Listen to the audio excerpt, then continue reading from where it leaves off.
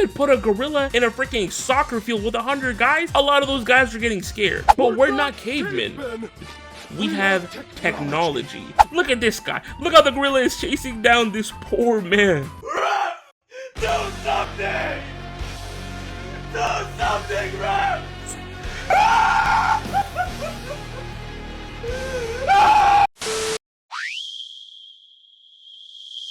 What's up everybody, it's your boy No Show Momo, and we're back with another video. And today, we're going to be talking about gorillas. Now, unless you've been living under a rock for the last couple weeks, I'm sure you've heard about the topic of 100 men versus 1 gorilla, and which side would win. The debate has taken the internet by storm, sparking some hilarious and intense arguments. Could 100 average guys really take down a full-grown gorilla? Or would the gorilla turn them into a pile of mush? People online have passionately defended both sides, but if you ask me, I think the gorilla has it no contest. You got people out here saying that humans have indomitable spirit, or that historically we've hunted bigger and stronger animals, like mammoths for example, or that the gorilla would panic when surrounded by 100 people. There are so many memes about humans using teamwork and crazy strategies to overwhelm the gorilla. But let's be real.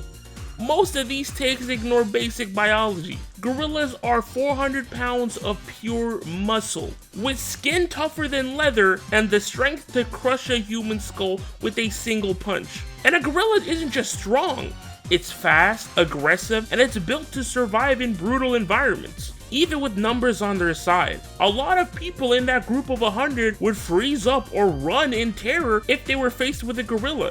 Like, I don't care who you are, you could put a gorilla in a freaking soccer field with 100 guys, a lot of those guys are getting scared. And unless those guys are trained fighters, which in this scenario they aren't, the gorilla has a crazy advantage. Now, there are some people that think, oh, we can just use the body parts of our fallen comrades as weapons, and then they can easily take out the gorilla. But let's be real. The average human doesn't have the mental and emotional capacity to pick up a dead body part, or even worse, rip a body part off of a dead body and turn it into a weapon. Now, we can go back and forth all day debating this topic, but we're not cavemen.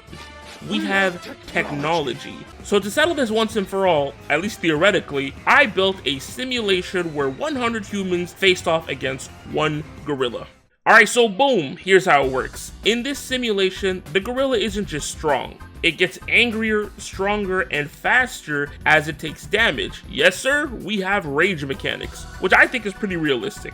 At first, I had it set up where all 100 humans would attack the gorilla, but after thinking about it, realistically, if you grabbed 100 guys to fight, not all of them are going to be fighting. Different people would try to play to their strengths, so the group has a better chance of beating the gorilla. So I came up with these roles for the humans. 1, we have the fighters. They deal damage, but they die and get hurt very quickly. 2, we have medics. They heal allies but aren't frontline fighters. And here, when I say heal, I don't mean they have medical tools or supplies. Realistically, they're just moving people out the way who are injured or unconscious and doing whatever first aid they can to help them keep fighting. Then we have tacticians. They boost nearby human speed and attack rate by organizing groups and telling them where to move and how to attack. And finally, we have morale, basically the hype men. They prevent other humans from panicking and keep them fighting. Now, when it comes to actually fighting the gorilla, the humans have the option to target specific body parts. The basic attack is to target the gorilla's torso, targeting the arms weakens the gorilla's attacks, targeting its legs slows it down, and targeting the head does a lot of damage, but it's high risk as you're very likely to get hit back. In the simulation, the humans are deployed in waves of 10. They can't attack all at once, they bunch up, scatter when they get hit, and if the people with the fighter role die quickly, the others struggle to step up and attack the gorilla. And honestly, I think I was being pretty generous here, because I don't care what anybody says, there's no way 100 guys are all hitting 1 gorilla at the same time. Now, as you can see as I've been yapping, the gorilla is out here dominating. It's whooping these guys, bro. Look at this guy. Look how the gorilla is chasing down this poor man. Do something! Do something, Rev! But of course, because this is a simulation and it's limited based on my ideas and my thoughts, there is an optimal strategy here. Now, the optimal strategy that I came up with was at first deploying fighters to weaken the gorilla's arms so its attacks become weaker, then adding medics to keep the fighters alive, and tacticians to boost their damage. But surprisingly, I found a much better tactic, which is spam 100 tacticians and have them all aim for the head, which I was surprised to see worked, and it works kind of consistently. And I guess this somewhat makes sense, again theoretically, because humans are quote-unquote smarter than gorillas, and if you have 100 hyper-intelligent humans strategizing to take down a gorilla, it might be possible. But even then, where in these scenarios where the humans win, it's not realistic because here we're assuming they fight with robotic efficiency, which just isn't true. In a real-life scenario, the gorilla would tear through the crowd leaving chaos in its wake. But hey, that's what makes this debate fun.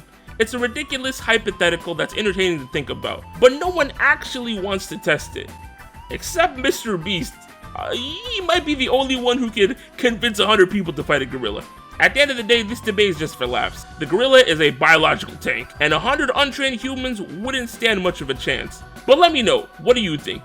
Do you think 100 men could easily take down a gorilla, or is the gorilla the undisputed champion? Let me know in the comments. And if you made it this far into the video, thank you so much for watching. If you enjoyed it, drop a like on it, and if you want to see more from me, consider subbing to the channel. I will catch you on the next one. Peace out.